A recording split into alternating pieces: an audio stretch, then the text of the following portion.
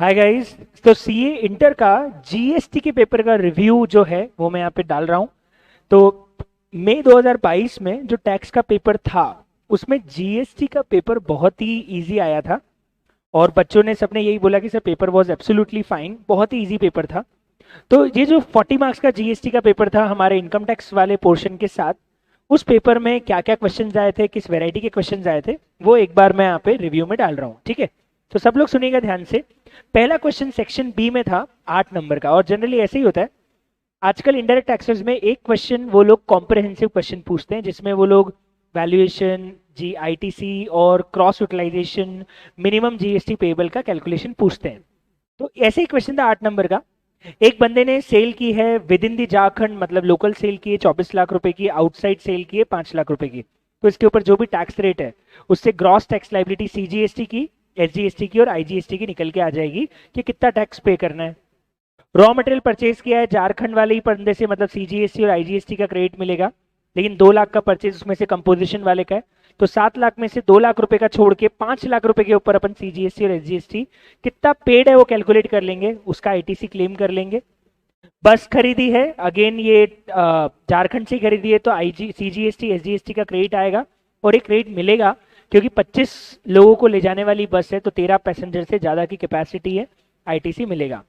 Tax rate दिए हुए हैं उससे मल्टीप्लाई कर लेंगे और ओपनिंग क्रेडिट दी हुई है तो इस बार की आईटीसी, ओपनिंग आईटीसी और ग्रॉस टैक्स इन सबको एडजस्ट कर लेंगे। क्रॉस यूटिलाइजेशन वाला कॉन्सेप्ट लगा लेंगे, आईजीएसटी का क्रेडिट पहले खत्म कर लेंगे फिर सीजीएसटी एसजीएसटी के क्रेडिट को यूज करेंगे, तो आपका पूरा का पूरा मिनिमम जीएसटी पेबल कितना आ रहा है वो निकल के आ जाएगा।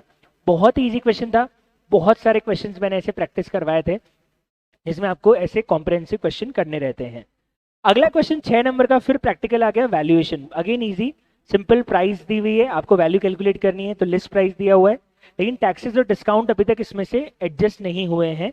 तो पहले तो हम इसमें म्यूनसिपालिटी वाला टैक्स ऐड कर लेंगे, पैकिंग चार्जेस इंक्लूडेड नहीं है, ऐड कर लेंगे। एनजीओ सब्सिडी इंक्लूडेड है, मतलब इसका एडजस्टमेंट नहीं हुआ है, इंक्लूडेड ही है, तो इसको कुछ नहीं करेंगे, ना प्लस करेंगे ना माइनस करेंगे। वेंडर को जो पे किया वो इंक्लूडेड नहीं है तो प्लस कर लेंगे। डिस्काउंट माइनस करते हैं पर डिस्काउंट नोन नहीं है टाइम ऑफ सप्लाई तो उसे माइनस नहीं करेंगे। इंटरेस्ट मिला है 5,000 रुपए का पर वो इंक्लूडिंग जीएसटी है तो उसको डिवाइड बाय 118 करके उसको वैल्यू में इंक्लूड कर लेंगे, क्योंकि इंक्लूसिव ऑफ टैक्स है तो उसको एक्सक्लूसिव निकाल के वैल्यू निकाल लेंगे। Again very easy question, 6 marks. अगला क्वेश्चन आया था कि सप्लाई है कि नहीं है, तो साहब डोनेशन लिया है आपने लेकिन बदले में आप एडवर्टीजमेंट कर रहे हो, उनका होर्डिंग टांगनी है आपको मंदिर में, ये सप्लाई है क्योंकि आप एडवर्टीजमेंट सर्विसेज दे रहे हो। दूसरा, एक बंदे ने अपने रेसिडेंशियल हाउस के लिए आर्किटेक्ट से सर्विसेज लिए 200 यूके पाउंड में इंपोर्ट किया है, ये भी सप्लाई है क्योंकि चाहे घर के लिए करो चाहे बाहर के लिए करो, अगर आप इंपोर्ट कर रहे हो तो उसे भी सप्लाई मान लिया जाएगा। ये भी बहुत इजी क्वेश्चन था, 7(1)(b) लग जाएगा वहां पे। अब एक क्वेश्चन अगला है कि अगर एक आदमी ने, कोलकाता के आदमी ने ट्रांसमीटर की ट्रेडिंग करता है और उसने जिंक ट्रांस ने 500 ट्रांसमीटर एग्जीबिशन के लिए चेन्नई भेजे पर it is on sale on return basis. Okay, अब उसने एग्जीबिशन के लिए वहां पे सेल ऑन रिटर्न बेसिस पे गुड्स को भेज दिया, 500 में से 300 बिक गए, 200 वापस आ गए, 150 लाए गए, 50 ना बिके ना वापस लाए गए। तो सेल ऑन अप्रूवल वाला कॉन्सेप्ट है, सेल ऑन रिटर्न बेसिस मतलब सेल ऑन अप्रूवल वाला कॉन्सेप्ट है। तो अल्टीमेटली 500 में से 300 का तो इनवॉइस ही जिस दिन बिकेगा उस दिन बना ही लेगा। बचे हुए 150 जो वापस आ गए उसके लिए उसे इनवॉइस बनाने की जरूरत नहीं, अगर 6 महीने के अंदर वापस आ जाते हैं और बचे हुए 50 वापस नहीं आते हैं तो इसके लिए इसको इनवॉइस बनाना पड़ेगा, क्योंकि 6 मंथ एक्सपायर होते ही टाइम ऑफ सप्लाई आ जाता है और इसकी इनवॉइस बनेगी और इसकी इनवॉइस पे इसको टैक्स भी भरना पड़ेगा। तो exactly due date of invoice का क्लॉज था सेल्स ऑन अप्रूवल वाले केस के साथ। ये क्लास में बहुत अच्छे से पढ़ाया था, 31 सबसेक्शन 7 सप्लाई अप्रूवल और 6 month which ever is earlier पे आपको इनवॉइस इशू करने पड़ते हैं। क्या एक ई वेबल बना सकते हैं मल्टीपल इनवॉइसेस के लिए? एक्चुअली इसका आंसर ये होगा कि नहीं, आपको एक इनवॉइस के साथ एक सिंगल ई वेबल ही बनेगा, फिर उस ई वेबल को आप कंसोलिडेट ई वेबल में कन्वर्ट कर सकते हो।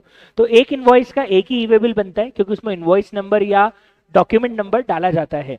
दूसरी बात, वैलिडिटी क्या रहेगी, तो वैलिडिटी साहब 12 बजे से चालू होता है रात को और 200 किलोमीटर के लिए वन डे है, और अगर ये ओवर साइज कार्गो है तो उसके लिए एक दिन का 20 किलोमीटर का टाइम पीरियड है, एक दिन में 20 kilometre. Sir all tax payer are required to file GST R1 only after the end of the current tax period, normally yes, but 2 cases, business closure के बिजनेस क्लोज हो जाता है या आपका रजिस्ट्रेशन एक्सपायर हो जाता है in the mid of the month, तो आप GSTR1 उसके बाद भर सकते हो। अदरवाइज फिर आपको करंट टैक्स पीरियड को एंड होने के बाद ही GSTR1 भरने का मौका मिलता है। अगला क्वेश्चन है, under the GST law, taxes on the taxable services supplied by the central government to the business entity in India are payable by the recipient of the services. Are there some exceptions? Yeah, first of all, क्या business entity को दी जाने वाली government की services सारी recipient RCM में आती है? जी नहीं। पहली बात, रेंटिंग ऑफ इमूवेबल प्रॉपर्टी का क्लॉज था कि अगर वो टर्नओवर कम है तो यहाँ एनसीएम लगता है। दूसरा, पोस्ट ऑफिस की टैक्सेबल सर्विसेज एनसीएम में आती है। पोर्ट और एयरपोर्ट रिलेटेड सर्विसेज और ट्रांसपोर्टेशन रिलेटेड सर्विसेज भी एनसीएम में आती है। अदर सर्विसेज आरसीएम में आती है, लेकिन वो 5,000 रुपए से ऊपर की होनी चाहिए कंसिडरेशन और बिग बिजनेस एंटिटी को दी हुई होनी चाहिए, तो ही टैक्सेबल होगा, अदरवाइज वो टैक्सेबल नहीं, एग्जम्प्ट हो जाती है। ये क्वेश्चन बहुत अच्छा है, एग्जम्पशन प्लस आरसीएम का मिक्स क्वेश्चन उन्होंने यहाँ पे बना दिया। एक रजिस्टर्ड सप्लायर है उत्तर प्रदेश का, उसने ट्रेडिंग करी है टैक्सेबल गुड्स की और वो चाहता है कि वो आईटीसी को कैसे यूज करे, वो आपको बताना है। अगेन क्रॉस यूटिलाइजेशन वाला पॉइंट हो गया। क्या बताना है? आईटीसी यूज करने के लिए आपको पहले आईजीएसटी का आईटीसी आईजीएसटी को क्लोज करना है, फिर आईजीएसटी का ITC CGST SGST set of कर सकते हैं। वो पूरा का पूरा आपको यहाँ पे प्रोविजन लिखना था। State the manner of utilization of ITC, वो बताना था। State the reference to the provision of payment of tax, so it's section 49 of the payment of tax, और उसके हिसाब से कैसे आईटीसी यूज करना है वो पूरा आपको यहाँ पे क्लॉज लिखना था। State any 5 circumstances in which officer can cancel the registration. Actually suo motu cancellation हो गया, बहुत इजी क्वेश्चन था। अगर आप बिजनेस प्रीमाइसेस से बिजनेस नहीं कर रहे हो, अगर आप बोगस इनवॉइस इश्यू कर रहे हो, अगर आपने रिटर्न 6 महीने से नहीं भरे हैं, या फिर आपने एंटी प्रॉफिटरिंग क्लॉज का कॉन्ट्रावेंशन किया है, या फिर आपने फ्रॉडुलेंटली रजिस्ट्रेशन लिया था, तो ऑफिसर आपके जीएसटी को कैंसिल कर सकता है। सो मोटो कैंसिलेशन के रीजंस यहाँ पे 5 नंबर में लिखने थे। बहुत ही इजी क्वेश्चन था। तो this is the paper and I think the paper was absolutely easy, बहुत ही आसान पेपर था। एमसीक्यू के क्वेश्चंस हमारे पास नहीं आ पाते, अदरवाइज मैं आपको एमसीक्यू के क्वेश्चंस के आंसर भी बताता। बाकी जो पेपर दिख रहा है इट सीम्स वेरी इजी, तो बच्चों को जीएसटी में नंबर लाने में इस बार कोई दिक्कत नहीं होगी। आई होप आपके एग्जाम्स अच्छे गए होंगे, अभी तो आप लोग मजे कर रहे होंगे। Try to make your vacations fruitful, जो भी आप कर रहे हैं थोड़ा सा फ्रूटफुल और थोड़ा सा उसको प्रोडक्टिव बनाइए। मस्ती कीजिए लेकिन साथ में थोड़ा बहुत प्रोडक्टिव बनाते रहिए, आपकी मशीन जाम नहीं हो जाए, ये ध्यान रखना। रिजल्ट तक कुछ ना कुछ प्रोडक्टिव आपको करते रहना है। Thank you, enjoy, bye bye, thank you everyone.